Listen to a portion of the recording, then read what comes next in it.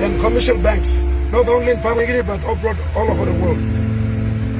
King Solomon said in Proverbs chapter 22 verse 7, the rich rules over the poor, but the borrower is a slave to the lender. I tell you, politicians all over the world, most of the politicians are media puppets. The real power brokers are industrial tycoons and the banking elites. Most of you people in Papua New Guinea and all over the world, you think that the US president is the powerful man. No, the US president is a puppet. It's not the powerful man. The real powerful man is the chairman of the Federal Reserve Bank. The people of the United States of America are enslaved to the Fed. 1930 December 23rd, President Woodrow Wilson was selling the country to the banking oligarchs. So the Fed prints the US dollar. So the US government is in debt to the Fed.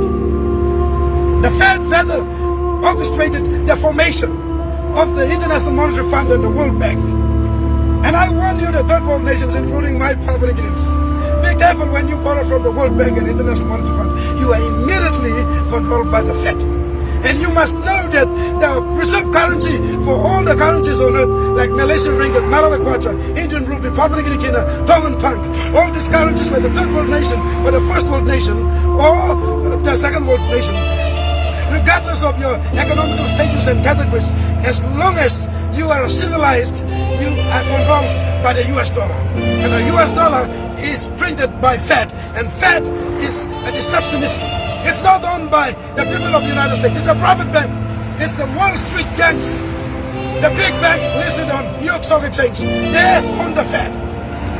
And that's why governments, not only my Papua New Guinea government, but I tell you governments all over the world, when you deal with international banking institutions, be careful. They're dangerous guys.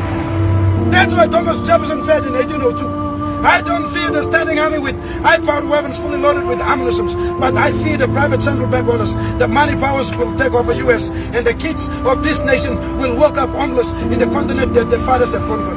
Wow, he was telling in 100 years in advance, he foresaw it, he told it, and he was explicitly right. It came to pass in 1913, December 23rd, under President Wilson's regime. So you see, powerful men like Thomas Jefferson, the man who was instrumental in drafting the Constitution in Philadelphia State, when America got independence from the colony of King George III in 1776, July 4th.